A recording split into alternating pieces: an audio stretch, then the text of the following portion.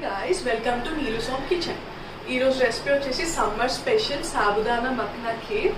చాలా టేస్టీగా ఉంటుంది అండ్ ఈజీ ప్రాసెస్. ఎలా చేద్దామో చూద్దాం. మక్నా సాబుదానా ఖీర్ కోసం ముందుగా ప్యాన్ పెట్టేసుకొని నెయ్యి వేసుకుందామండి.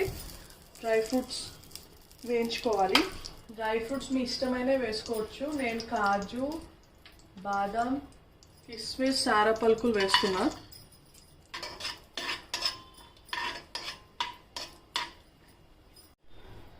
ఇప్పుడు అదే క్యాన్లో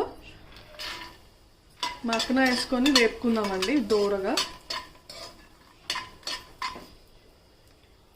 మంచిగా ఫ్రై అవ్వాలి, ఇట్లా క్రిస్పీగా అవ్వాలి. నేను ఒక 1 లీటర్ ఫుల్ క్రీమ్ మిల్క్ తీసుకున్నానండి. అది బాయిల్ అవ్వాలి.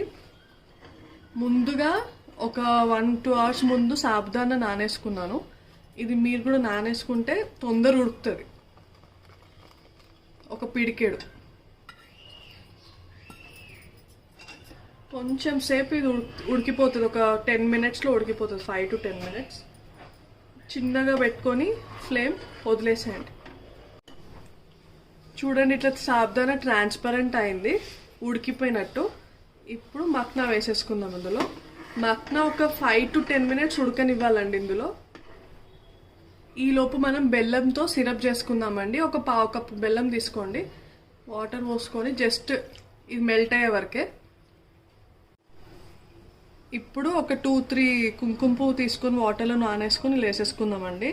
మంచి ఫ్లేవర్ అండ్ కలర్ వస్తుంది ఖీర్కి. అండ్ కొంచెం కండెన్స్డ్ మిల్క్ కూడా యాడ్ చేసుకుందాం.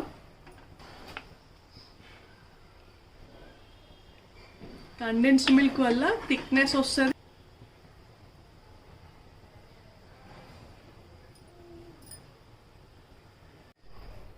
ఇప్పుడు జాగరీ సిరప్ ఉంది కదా, అది కూడా ఇందులో వేసేసుకుందాం.